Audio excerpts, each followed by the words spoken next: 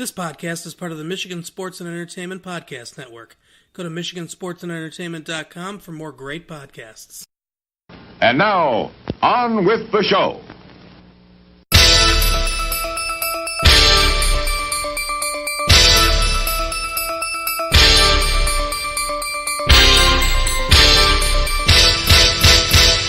Hey everybody, welcome to We're Watching Here! This is Opinionated Movie Talk with Chris and Perry. My name is Chris Williams. With me is the Cal Naughton Jr. to my Ricky Bobby, Perry Cyber. I love the sweet baby Jesus. How you doing, Perry? I'm good. How are you, Chris? I am great. Before we get started, what have you been watching? I saw... I love it when I get to see this in, well, okay, it's April when we recorded this. They're probably hearing this in May, right? Sure. It's probably out of theaters by now. But, Gloria Bell, Sebastian Lello's new film, his remake of his earlier film, Gloria. He's a Chilean film director. It's his first English language film. Julianne Moore plays a middle-aged woman named Gloria Bell. And this is a slice of life. You get a few months of Gloria Bell's existence. And it is, this is peerless acting. We will find out if the actors branch of the Academy is so old that they suffer from dementia and can't remember back 8 months. Because this is as good as film acting gets. Oh, Julianne Moore usually is. And it's a fabulous, it's a really beautiful piece of work all the way around. It's a wonderful screenplay. It's beautifully paced. John Turturro is fantastic opposite her as the romantic interest in the movie. See it. See it. It's really good. I'm super, I came out of it on a high. I felt so good after seeing it. It's really excellent. Well, now you're making me regret that I took my kid to see Shazam. How was Shazam? Shazam is fine. That's not what I want to talk about. Okay. Shazam is Shazam. No, I recently rewatched, and I have an article about it. I rewatched Election. Oh, yes. I saw you posted that. And yes. I hadn't seen that movie since theaters. And Alexander Payne, I am very hot and cold on. He is sometimes a guy who's just a little too mean-spirited for me. Yeah. And Election is a mean movie, but I really like that movie. Yeah. That is probably my favorite Matthew Broderick, my favorite Reese Witherspoon. There's really no other selection for the favorite Chris Klein. I miss that Reese Witherspoon a lot. Oh, she's amazing in that movie. So good, and it plays so different post-2016 when you realize, this is about the most qualified woman running for office, most qualified person running for office. Someone doesn't want her to win because of her personality. Yes. So someone else meddles in the election. Yes. And there's not really a Trump analog, but, I mean, the two opponents are either dumb or, want to burn the whole thing down anyway. So, but it's so good. It's still so funny and just so sharp. Well, for what it's worth, I showed this to my oldest Emma about 4 years ago. So she would have been a sophomore in high school. Okay. And, she flipped out. She loves this movie. Oh, it's so good. So to give, I simply share this to argue that it's not even now that it's good. It was good 4 years ago before we had any sort of allegory for this. Oh yeah, it reads differently. It is a brilliant movie. Yeah, it's great. I'll post my review in the show notes. I had forgotten how good this movie was. And that's a nice segue because today we're talking about forgetting things. We are discussing the 2004, Michel Gondry film, Eternal Sunshine of the Spotless Mind, which hits its 15th anniversary this year, making me feel very old, because I have very vivid memories of seeing this in theaters. I don't know how much of an introduction this movie needs, because it always is placing on lists of people's favorite of the last decade or so. But the long and short of it is about a man named Joel, a woman named Clementine. They both have been in a relationship. He gets news that she is erasing him from her memory, has erased him from her memory. He decides to do the same. That is not the order any of this takes place in. It is a screenplay by Charlie Kaufman, directed by Michel Gondry. This is enshrined in many people's pantheons. This is a classic, a sacred cow. So I guess the first thing is I'm assuming we both saw this in theaters. Oh yeah. And Oh, what was your reaction then? I remember absolutely loving it, and at the end, and just telling you right now, we're talking about the end of the movie. There's no way for me to talk about this movie without talking about how great the end of the movie is. Yeah. So if you have not seen it, pause, go to your nearest place you can see this movie and watch it. You're welcome. And then come back. So, the end of the movie is, for me, the greatest reworking of the end of Annie Hall I've ever seen. The end of Annie Hall, of course, ends with the famous joke of, as the joke that represents why we keep falling in love. It's I've taken my brother to the psychiatrist. He thinks he's a chicken. How long has he had this problem? Oh, like 10 years. Why did you come see me sooner? Well, we need the eggs. That is the joke that Alvy Singer tells at the end of Annie Hall that encapsulates how he feels about falling in love. It's ridiculous. It's pointless. It's asinine, and we absolutely need it.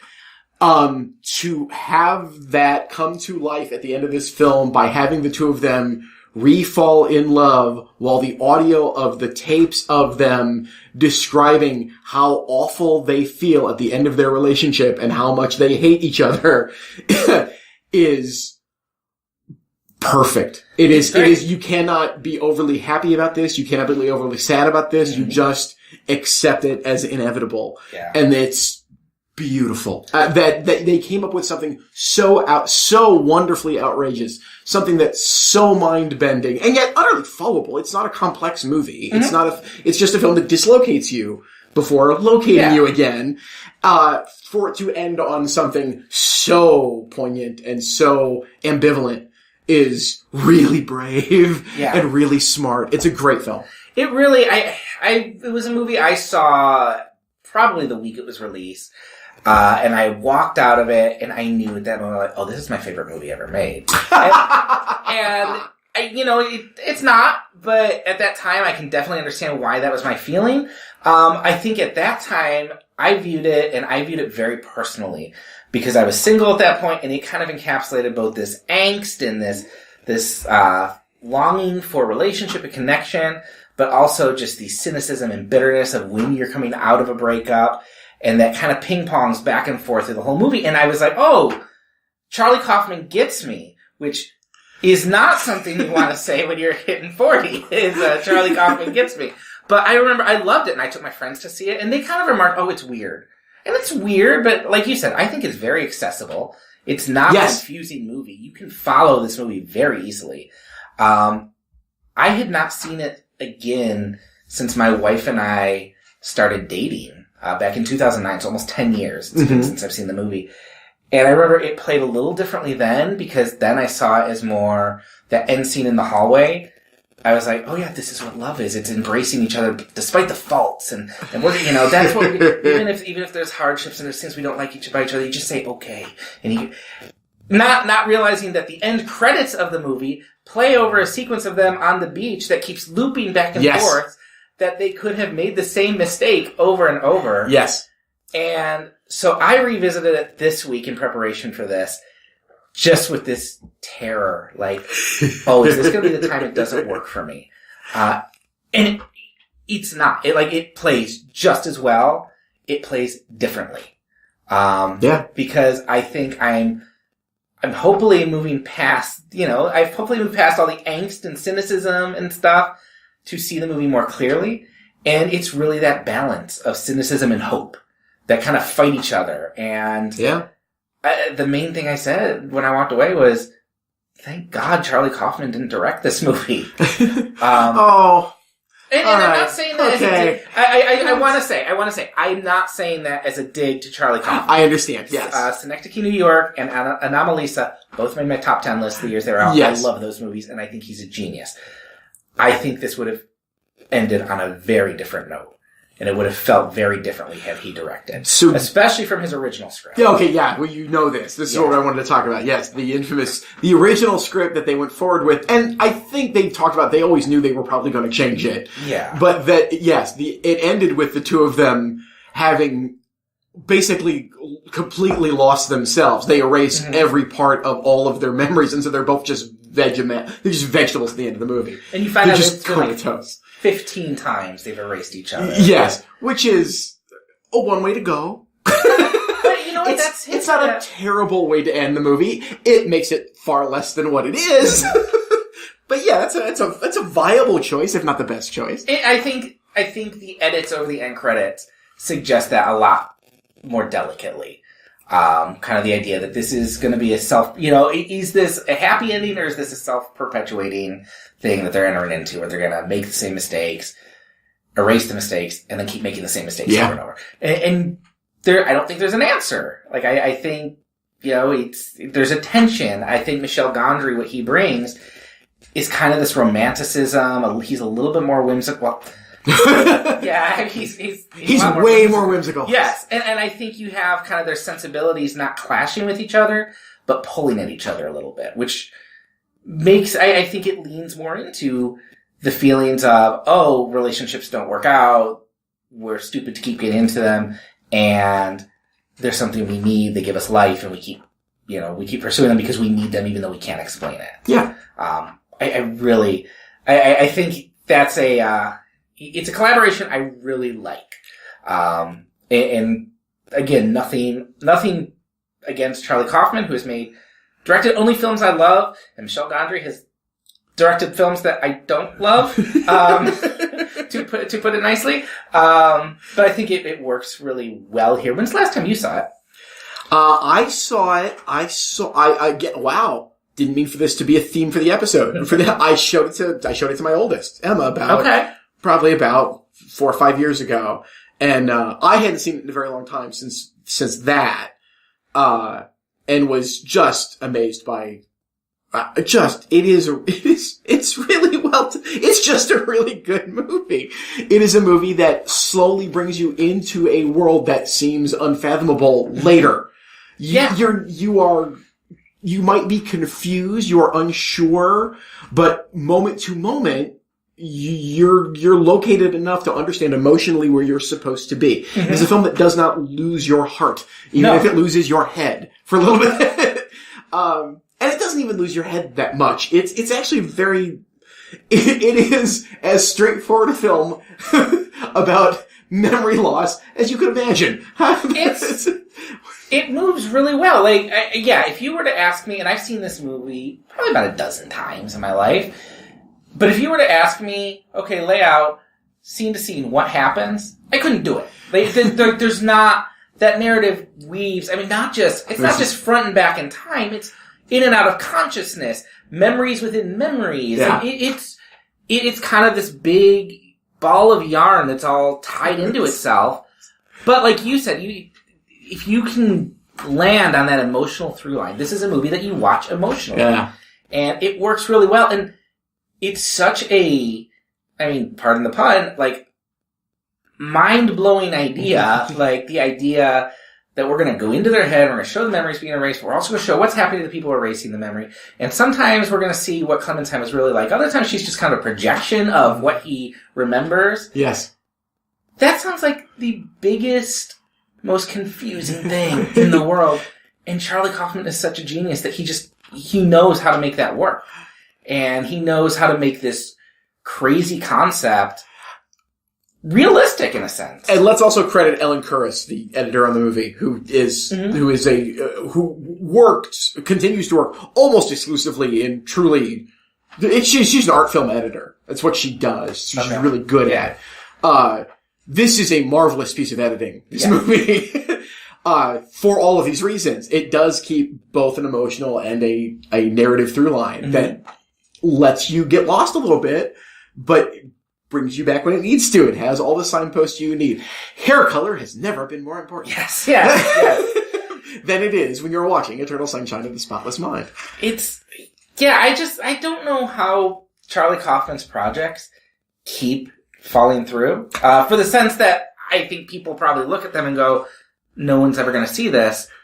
But to me, everything he has done is so brilliant that I would just be like, he should just have an open check. Like, someone should just be giving him a check and saying, write this, write whatever you want. And because I can't think of a bad script he's written. I haven't seen Human Nature. I saw Human Nature in the theater. And Human Nature is better than its reputation. I actually like Human Nature. I have no problem. Now, granted, I've never seen it a second time. Okay. I don't mean to defend it as some lost masterpiece. Okay. But Human Nature works, especially if you see it in the context of that period of history. I mean, to see it alongside Adaptation and this and Being John Malkovich is necessary. I think of them as a piece. Okay. So Human Nature is fine. Has he done a bad one then? Because Confessions of a Dangerous Mind, I remember seeing. Yeah, I'm willing to bet what doesn't work on that isn't his fault. Yeah. I don't know. I'd have to, that's why we have the internet, people. Let's run and take a quick look at the Charlie Kaufman filmography. Shall we? I think we shall. Which, of course, Gondry has a co-story credit on this, remember? Yeah, and someone else does, which I believe was a friend of his who just came up with the idea, what if you got a letter from someone saying they erased you from the memory? And the guy had the idea and got the credit in the movie because of that, which I think... No, everything else is TV. Okay. So there's no other feature film credit. Okay. Other than the ones we've already talked about. Wow. And can you imagine, because this would have, Being John Malkovich was 99. Yes, it was. Adaptation that was before this, right? 2002. And Human Nature comes in 2001. Okay. Adaptation in 2002. Confessions of a Dangerous Mind is also 2002. And then this 2 years later. That's crazy. He, of course, at that point takes on the mantle of greatest screenwriter who hadn't directed yet. Yeah. Which he got around to doing 4 years later. Yeah, and his two movies I really like. So, yeah, me too. So good on him. Good on him for that. But I think the script, and yes, the editing is, you couldn't bring this movie to life without that. The scenes where they're running through the different, memories. I want to keep calling them dreams, but as they keep running through the memories, are so wonderfully weird and surreal. And I think Gondry is responsible for a lot of that too. He loves those kind of in-camera special effects. Yes. The idea of how their faces kind of warp as they're, all of it makes sense too. The idea that, as he revisits Tom Wilkinson's character in the memory, yes, his face disappears and the titles of the books in the background start to fade. I love that. Yeah, there's this whole reality that I can't imagine how you even begin to think of this. That's why they do it and we don't. We talk about it. But it's just brilliant. Over and over again, I was like, this is just a really smart movie. And it works so well. Yeah. Jim Carrey. I was really curious. I went to IMDb after watching the movie and I'm like, is this the last Jim Carrey movie I really liked? And I think it is. I think it is. Well, now you're forcing me to go back to the list. I think the only thing I haven't seen, I Love You, Philip Morris. Which is okay. I chuckled at him in Burt Wonderstone. He was maybe the 5 minutes I chuckled at in Burt Wonderstone. Yeah. But it's a really... I have a higher tolerance for Wonderstone than you do, but yeah, I'm not saying it's good, but I laughed at more than 5 minutes of it. He is. He is far and away the best thing ever. And I haven't seen his TV show, but I really can't think. I mean, he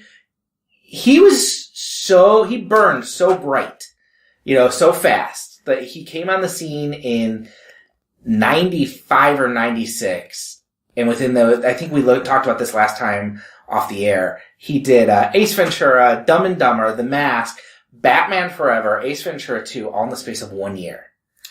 Yeah. And then it just kind of unravels from there. I mean, I like The Truman Show a lot, but I think I don't want to say it unravels I think it unravels later. Okay.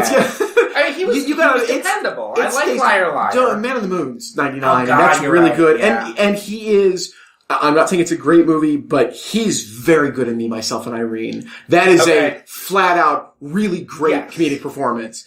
And then even if we're going to talk about, unraveling to me also implies you're losing the public. And we cannot forget, much as when we had the conversation about Robin Williams, and I brought it to your attention that the most successful film financially of Robin Williams' career is Mrs. Doubtfire. Yes. Do you understand what the biggest hit, box office wise, adjusted for inflation, of Jim Carrey's career? That is a true Jim Carrey film. I'd need to check. I'd need to check on Batman Forever, but I'm willing to bet this film even dwarfed Batman Forever. Is it Liar Liar? Oh no. Oh, yes. I'm willing to bet it's Bruce Almighty. I'd have to look it up, but I'm willing to bet it through somebody. And that was 2003. Wow. So he really did keep it for a decade. It starts to go wrong about the time of, I'm going to go with the number 23. Oh, that was bad. About 2007, it falls apart. Yes, Man, that nightmare version of A Christmas Carol. Then all of a sudden there's popping penguins. You don't need to get near this at this point. Yeah.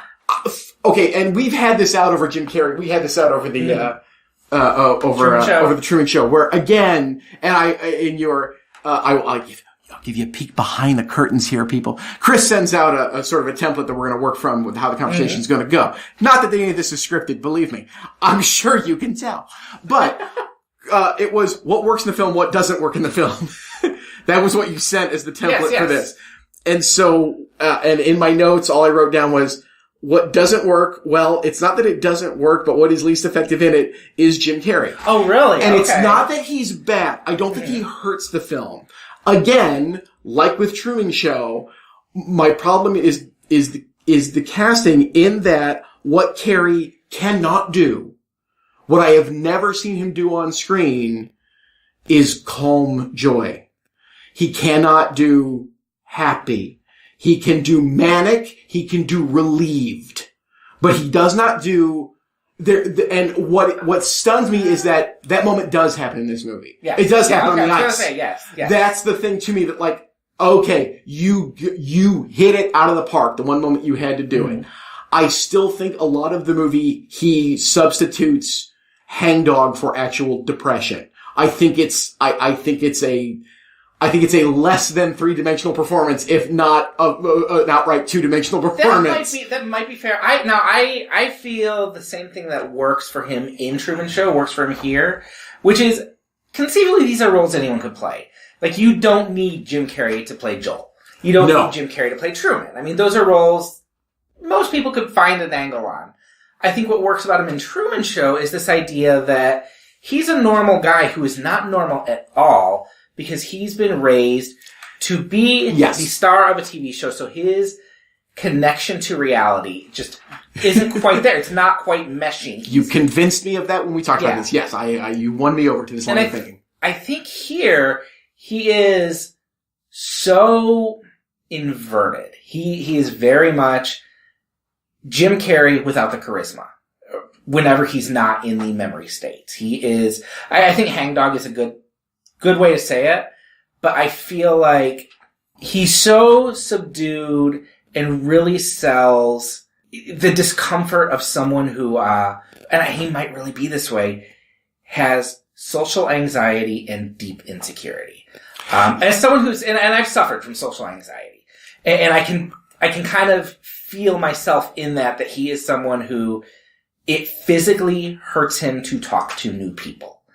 And there are those scenes where, the early scenes with Clementine, which are early in the movie, later narratively. Like, the fact that you can tell he wants to talk to her, but he is so terrified to say a word, like, that works for me because I have been him in that situation. And I don't feel it's necessarily an affectation so much as all this anxiety, like, weighing him down. And then I feel what works for him well is when he has to go into his, into the subconscious and just kind of be weird. Like, you can see in his eyes this kind of manic joy, or not joy. Joy's the wrong word. This manicness, this kind of unraveling. Yeah. As he realizes, holy shit, what is happening? And I think he sells that very well. I'm a little less enamored when he has to play the baby. Which I just feel it's an interesting concept that he mugs way too much on that. That works for me visually, that I don't care. Like, I'm okay with it. The joke is visual to me at that point, so that has never bothered me. Oh, and Carrie can bother me going over the top, so that's interesting that doesn't ever bother me. That's a little hammy for me. What I love about it, for him, and yes, it is my favorite. It's my favorite performance of his, easily, in anything. And I don't mean to imply that it doesn't work. You asked me anything about what doesn't work. Yep. I'm not saying that he's a problem. He's fantastic in the movie. What I think is great is it's the only time I can think of in a movie that matters that he shows, and I'm gonna name it, what you were trying to describe earlier. It's fear. Yes. He's afraid. Yes. He's afraid. And I buy that fear. He is afraid. And that's why the film really works. One of the many reasons why the film really works. There does feel like something at stake for Joel beyond just whatever he's going to have left of a memory of Clementine. It's what is he going to have left of himself. Yeah. Which is great. It's just a great moment to have that, to have that, whether it's Carey, whether it's Gondry, whether it's Kaufman, whoever realized that that's the level we have to get to, that this is Joel's story. It is not Clementine's story. Yeah. As much as she's a major character, this is Taxi Driver. This is a subjective film seen through one character, and you are experiencing the world as they experience it, with a couple of scenes accepted here, which are all really good and do again. Yeah, let's talk about how great Charlie Kaufman is.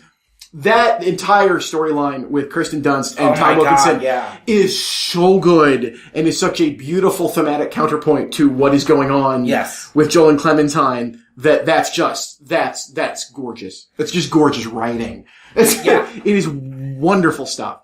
I remember thinking that, would this feel kind of like the thing that was bloated in this movie? Because I remember when I saw it, I was like, oh, I like that, because I like Kirsten Dunst, and I like Elijah Wood, and Tom Wilkinson. But Mark Ruffalo at Titan Ladies. Mark Ruffalo, yeah. And I remember thinking, is that the thing that's not going to work for me? Am I going to feel like that's too much? And no, it's essential. It's because it's also kind of the ethical debate about this whole procedure without making this like a screed. It's all still connected to Joel. Yes, absolutely. And I love that. I think Kirsten Dunst is heartbreaking. She's a remarkably underappreciated actress. Oh, she is so good. And has been since she was a little girl. She is so good. The fact that you first see her pretending to be smarter and come up with the Bartlett's, but screwing up the Bartlett's quotations. Yep. But you see her actively trying to impress Mierzwiak. But then as she listens to her describe how she knew she would do that, and then she had that all wiped from her mind, and have to deal with the self-realization again. That's heartbreaking. Yes. I love that. I think I think Jim Carrey totally works for me. I think he has to play opposite Kate Winslet in what is probably my favorite performance she's given. She is an actress I don't always like. I think she has given great performances. I think Kate Winslet is kind of shade thrown. She's someone who's just a little always mannered to me. I can see her acting. Oh, interesting. And that's not to say she hasn't given great performances. She has. Interesting. I think Clementine is my favorite performance of hers. I don't think I have ever seen her as loose, as much of a getting lost in that character. I don't see the Kate Winslet who I'm usually associating with period dramas and things like that. It's a loose characterization, but she also has to play not just Clementine, but half the movie, she's not really Clementine. She's Clementine filtered through Joel's memory, which could be very one note if she did it wrong, and she doesn't do it wrong. I love her in this. Yeah, I think she's great. I think she's one of my very favorite actors. I think she's really strong, consistently and amazingly and varied. So good that her two really terrible performances stand out like you wouldn't believe in modern film. That would be a film that really, here's an idea for the Patreon, folks.